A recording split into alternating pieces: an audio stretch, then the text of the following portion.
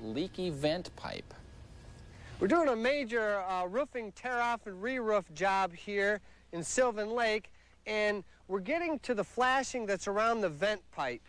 Some people call it the stink pipe. It's part of the plumbing in a house where it has to terminate above the roof line. So at any rate, this is the old flashing. We use the same old flashing, and what happens is where the pipe comes through the flashing is where there's always a problem. There always needs to be some kind of flexible bead on here. You can see some old ones from the past years when there was 2 roofs on here, maybe 3 roofs. And I'm going to show you a way that we can solve that. This is a new product. It's made out of plastic, and what it is kind of a hat.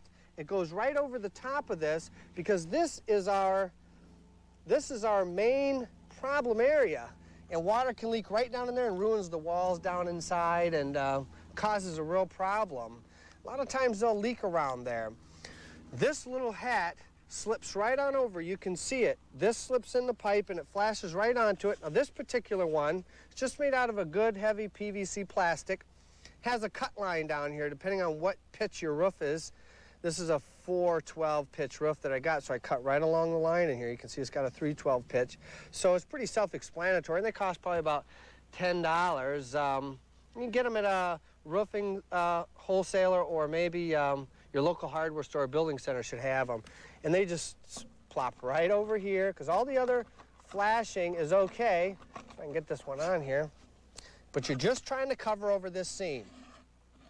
You put that right down there, and that's it. That's the whole thing. You could put a little glue or a little bit of mastic on it to help hold it down, but that simply covers over that and makes it flash right down onto this and shed the water, and that solves that whole problem. Because a lot of times you have to come back every year, a couple of years, to redo that mastic because it just cracks. So that's another good tip. Whether you're having somebody do your roof or doing it yourself, or you have leak problems around those plumbing vent pipes. So I hope you stay warm this winter, because we're battening down the hatches and getting everything done outside before the winter blows in. For the News Beat Saturday, I'm Dale Cranston.